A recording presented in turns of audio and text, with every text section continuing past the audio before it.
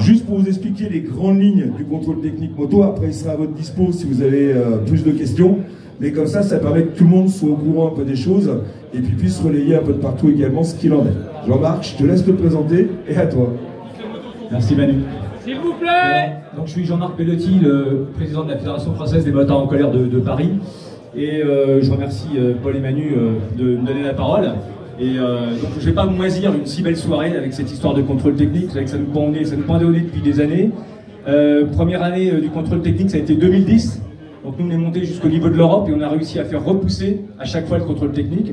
On avait obtenu le droit de subsidiarité. Le droit de subsidiarité, ça veut dire que chaque État membre peut faire ce qu'il veut chez lui par rapport au contrôle technique ou à d'autres choses. Bien. Entre-temps, on a réussi à gagner le contrôle technique il y a 2 ans. Et puis malheureusement, il y a 3 associations qui se disent environnementales et qui sont tout à fait anti de roues motorisées. 3 associations qui sont des associations parisiennes. Donc Respire, Rascout et Paris sans voiture, déjà avec le nom de qui on parle. Et ces associations-là ont saisi le Conseil d'État, et le Conseil d'État, qui est la plus haute juridiction de France, a jugé qu'il fallait mettre en place un contrôle technique. Assez étonnamment d'ailleurs, puisque notre avocat Maître Thiriez, qui est un avocat spécialisé, vous savez qu'on ne peut pas plaider au Conseil d'État sans être spécialisé pour ça, c'est la première fois en 30 ans de carrière qu'il n'a pas vu le dossier. On ne lui a pas laissé voir le dossier et le Conseil d'État a jugé sur une feuille blanche, puisqu'il n'y a pas de contrôle technique en France, on ne sait pas aujourd'hui ce qu'il y a dedans, et ils ont jugé que c'était bon pour la sécurité des motards, alors que depuis 10 ans, l'accidentalité des motards a baissé de 19%, alors qu'il y a eu 30% de véhicules en plus. Donc nous sommes les bons élèves de la sécurité routière, et on veut nous vendre ça sous égide de la sécurité routière. Donc c'est une belle arnaque.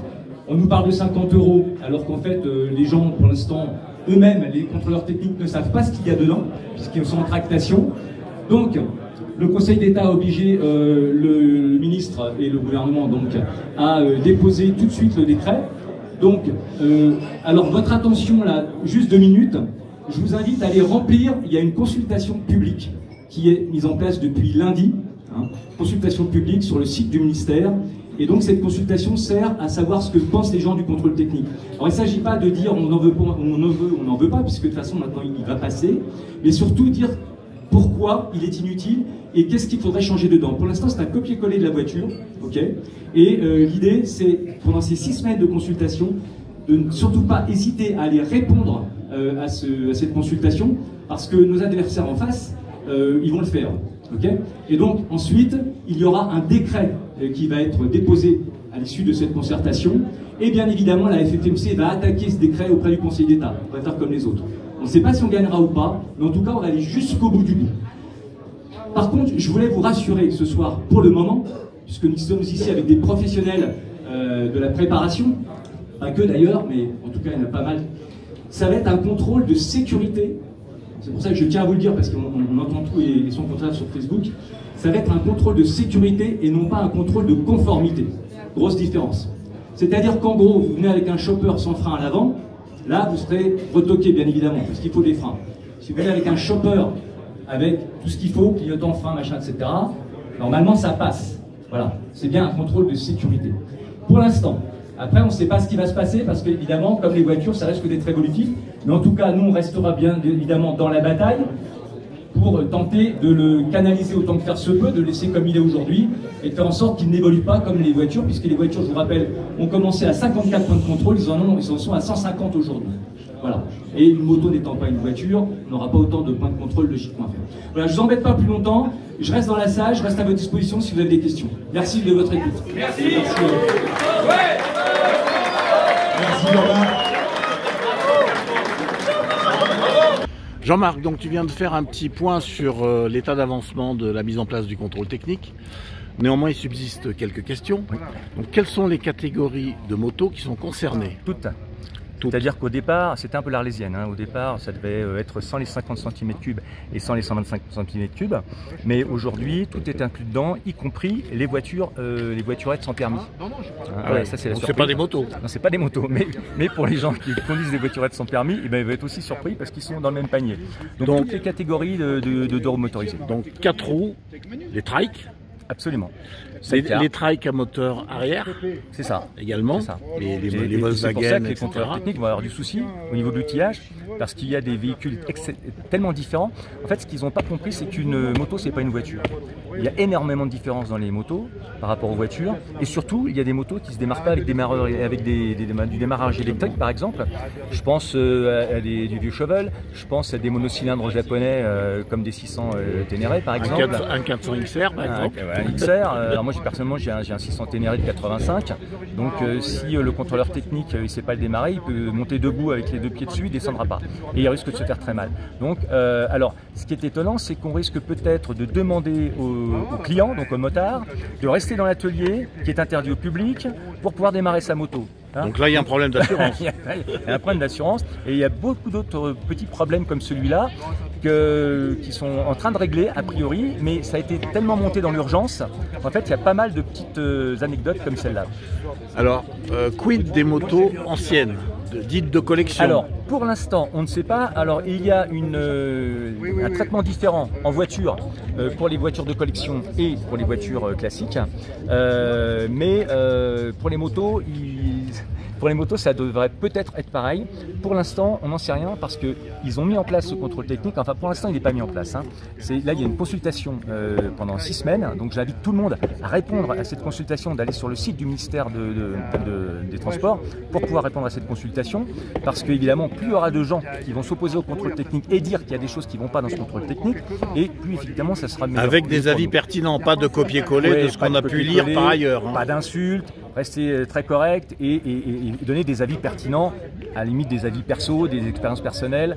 Voilà, ça c'est utile. En fait, le contrôle technique il va passer, donc c'est pas je veux ou je suis pour ou contre, c'est voilà pourquoi le contrôle technique n'est pas bon pour les deux roues motorisées et voilà ce qu'il faudrait mettre ou pas mettre en place. C'est intéressant parce que ça va les aider justement. Alors on n'est pas là pour les aider, mais en tout cas ça va éviter qu'ils mettent en place un contrôle technique beaucoup trop contraignant. Donc aujourd'hui, l'idée c'est qu'il soit le moins contraignant possible. Donc on a pour les véhicules de collection, on ne sait pas parce qu'eux-mêmes ne le savent pas. Donc carte grise de collection ou véhicule ancien, pour le moment on ne fait pas la différence. Pour l'instant il n'y a pas de différence, mais il y en aura certainement une. D'ailleurs, il y a déjà une différence pour les véhicules d'avant 99 qui ne sont pas forcément des véhicules de collection, pas encore. Et ces véhicules-là d'avant 99 ne pourront pas passer au test sonorité et pollution. D'accord. Ouais. Et ça, c'est une directive, c'est quoi? C'est comme ça, c'est aujourd'hui, c'est au niveau de l'État français, ils ont dit que ça passerait pas au niveau... Parce qu'ils ne savent pas faire. En fait. Ils savent pas faire. Donc il va y avoir encore plein de surprises. Ok. Et pour terminer, qu'en pense le réseau des contrôleurs techniques? Alors, le réseau des contrôleurs techniques est assez partagé. Il y a forcément des gens qui sont pour, évidemment, et il y a des gens qui sont contre. Il y a des contrôleurs techniques qui ne veulent pas du contrôle technique moto. Parce qu'il y a des risques. Parce qu'effectivement, je pense que... à commencer par les contrôleurs qui n'ont pas le permis moto. Alors, il y a des risques aussi en interne. Il y a des risques parce qu'ils ont peur du monde motard. Ils savent qu'il va y avoir des réactions du monde motard. Ils ont peur de certaines violences, certaines réactions, etc. Alors j'espère qu'il n'y en aura pas, mais en tout cas voilà. On peut le souhaiter en tout cas. Voilà, on peut le souhaiter. Et puis il y a des gens qui sont pas prêts à investir là-dedans. Parce que ça va demander, pas tout de suite, mais à terme, un investissement de matériel. Ça demande de la formation du personnel. Il faut savoir que le problème du métier du contrôle technique, c'est un métier en tension. On appelle un métier en tension, c'est-à-dire c'est un métier où ils ont beaucoup de mal à recruter. Preuve en est, c'est qu'aujourd'hui, ils sont en train de descendre le niveau de compétences des contrôleurs techniques pour le recrutement. C'est-à-dire le recrutement, c'est quoi? Techniques. Il faut un CAP? Alors c'est soit CAP, soit BT, mais en tout cas le mécanique. Et ensuite, il y a une formation spécifique pour le contrôleur technique. Ils sont en train de baisser en compétences pour pouvoir recruter, ne serait-ce que pour la voiture. Ils n'ont pas encore commencé la moto, et pour la voiture, c'est déjà extrêmement en tension. Pour la voiture, pour la moto, donc on se demande ce qui va se passer. Alors c'est un métier. Et il va y avoir un problème de maillage ici. Voilà, donc j'allais y venir. Donc en ville, le problème est peut-être facilement réglable, mais dans nos campagnes, au fin fond de la Creuse, au fin fond de la Haute-Loire, qu'est-ce qui se passe? Ça va poser un problème parce qu'effectivement, il y aura un souci de maillage parce qu'il n'y aura pas assez de contrôleurs techniques, de centres de contrôle technique. Et puisque les 50 cm3 par exemple sont impliqués dedans, quid de l'adolescent avec son petit 50 qui va être obligé peut-être de faire 50 ou 60 km aller et 50-60 km retour. Alors qu'il ne les fait jamais. Alors qu'il ne les fait jamais, juste pour faire contrôler son véhicule. Donc ça va poser quelques problèmes effectivement. Et pour terminer, donc, est-ce qu'on a une idée ou une vague idée du calendrier? Alors, on a une vague du calendrier, puisque la consultation publique a démarré lundi dernier. On est jeudi. Ensuite, c'est 6 semaines de consultation. Ensuite, il y aura l'étude de la consultation, 4 jours incompressibles, hein, donc c'est au moins 4 jours. Et puis ensuite, pas beaucoup. Non, c'est pas beaucoup. Et puis ensuite, en août, logiquement en août, le au décret, cœur de l'été. Voilà, le décret du contrôle technique devrait voir le jour. Bien évidemment, nous, au niveau de la FFMC, on va attaquer ce décret, hein, auprès du Conseil d'État, au tribunal administratif, on verra. Avec nos avocats, on va attaquer ce décret. Et puis après, si jamais on perd, eh bien, la mise en place du contrôle technique devrait arriver premier trimestre 2024. Premier trimestre 2024. Voilà. Et je voudrais terminer avec la question de l'état des routes. Ouais, alors, justement, ça tombe bien parce qu'il y a une statistique de la sécurité routière qui vient de dire que 30% des accidents sont dus au mauvais état de la route ou à la dangerosité des infrastructures. Alors nous sommes en été, il y a des gravillons partout. Par exemple, voilà. Parce que c'est la solution de facilité pour refaire les routes. C'est ça, ils attendent que les voitures passent pour pouvoir incruster les gravillons dans le goudron. Sauf que nous, en moto, c'est beaucoup plus compliqué. C'est pas pareil. Ouais. C'est pas pareil. Et je tiens aussi à souligner que donc 30% des accidents dus au mauvais état des routes et 0,3% des véhicules d'euromotorisés sont impliqués dans un accident à cause de leur mauvais état. 0,3%. C'est statistique d'assurance, donc c'est pas nous qui le disons, donc c'est quasiment rien. Il faut savoir que dans les années 90, quand on a mis en place le contrôle technique pour les voitures, il y avait 17% des voitures qui étaient impliquées dans un accident à cause de leur mauvais état. Donc effectivement, c'était beaucoup et il fallait s'en occuper. Pour les euromotorisés, c'est pas du tout le cas. C'est pour ça que c'est une arnaque. Juste une question, alors ça répond à l'arnaque justement. Est-ce qu'il est possible d'envisager une action en justice collective pour tous les accidents dus au mauvais état des routes ? Alors oui, c'est possible, bien évidemment. Alors là, il faudrait qu'une association se crée où il faudrait que les victimes puissent prendre un avocat commun pour pouvoir effectivement faire une sorte de Parce qu'en droit administratif, c'est possible. Oui, bien sûr, c'est sûr. Faire une sorte de groupement, d'association pour déposer des plaintes, évidemment. Donc ça laisse une porte ouverte. Ça laisse une porte ouverte. Merci Jean-Marc. Avec plaisir. Et bonne punta. Merci.